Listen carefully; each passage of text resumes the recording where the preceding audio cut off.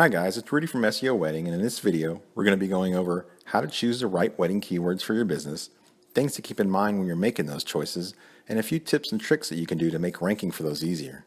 Let's get started.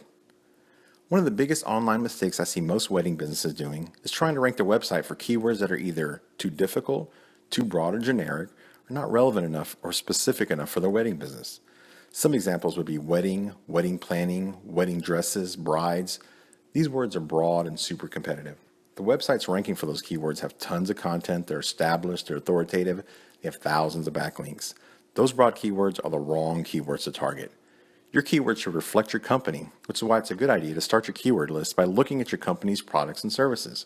Create a list of the specific things your company offers. This is your starting point. This is your basic foundation of keywords. The goal is to create a list of possible targets that relate to your business. Once you have that list, you need to go niche. Here's an example. Let's say I own a wedding photography business that services the Miami area. To rank highly for the keyword photographer or best photographer would probably seem like a great goal to have, and yet this would probably not be a very profitable keyword that's going to drive any relevant traffic back to my website. The keywords are just too broad. In this case, I'd be better off going after more specific keywords such as Miami wedding photographers, Miami engagement photography, or wedding photographers in 33130.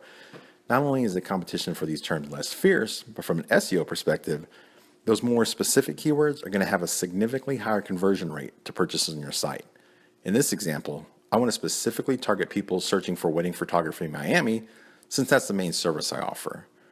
Next, you're going to want to start thinking like your target audience. Your target audience are people who intend to make a purchase either immediately or later down the road in the wedding planning process. The key is to get your wedding business website in front of that audience by knowing their intent. One way to do that is to know which words or phrases your target audience is typing in Google to find similar services. You also need what variations they might be using. For instance, if you're a wedding planner, you should also be targeting wedding coordinator or wedding organizer. People are typing those in. Another thing to keep in mind is location. Are you local? Is there a geographic variance or a city name people are using when they're typing in? You need to be specific. These are very profitable keywords because people that are typing these in are looking exactly for your services. The funny thing is these intent keywords are usually not as competitive as a lot of the others. To get a jump start, head over to SEMrush, plug in your competitor's website, not yours, and you'll see a list of the keywords driving traffic to their website. You might be surprised at what you find. Talking about the competition, we need to consider the competition. Some keywords are harder to rank for than the others. That's just how it is. If your website's been around for a while, has tons and tons of content, has links from major media outlets, has a dedicated SEO team working on your site daily, then ranking for those competitive keywords we talked about earlier, like weddings or wedding planning or wedding blog, is a possibility.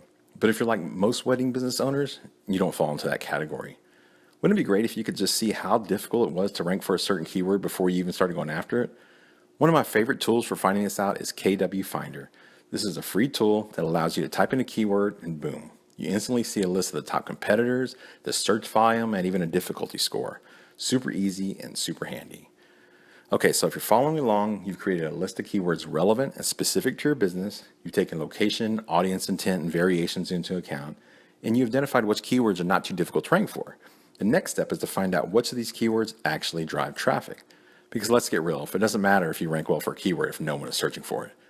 That's why it's important to know the monthly search volume and expected visits your website will receive if you ranked well for that phrase.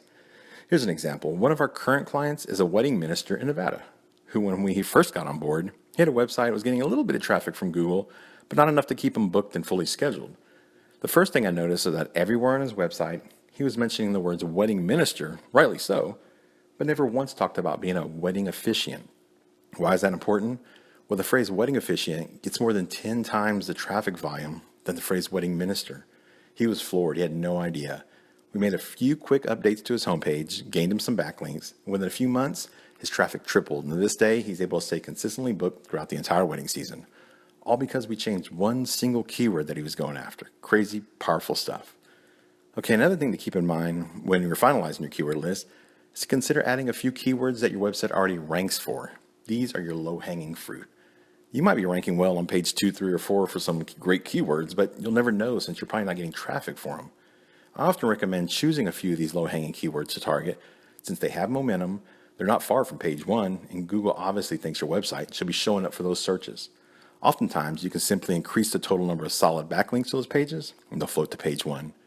You can use your website analytics or a tool like SEMrush to see those page 2, 3, 4 rankings, or you can email me directly at seoweddings@gmail.com, mention your website, and I'll send over a full list of keywords you currently rank for, completely free.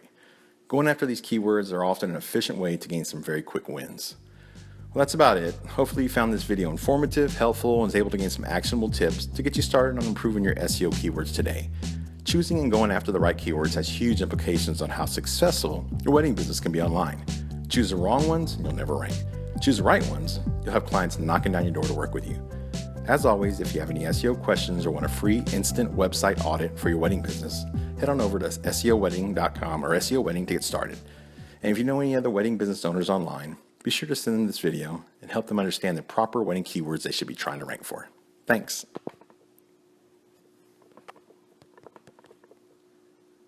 Hi guys, it's Rudy from SEO Wedding, and in this video, we're going to be going over how to choose the right wedding